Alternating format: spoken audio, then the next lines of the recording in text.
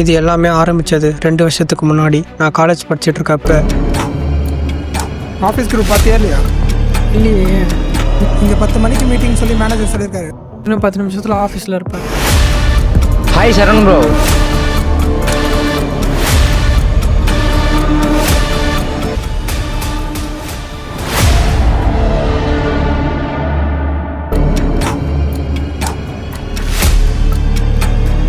உனக்கு ஆஃபீஸ் வரத்துக்கு ராஜேஷ் ஒரு கதை இருக்கு. அந்த அப்பார்ட்மெண்ட்ல தான் வீடு வாங்கலான்னு இருந்தான்.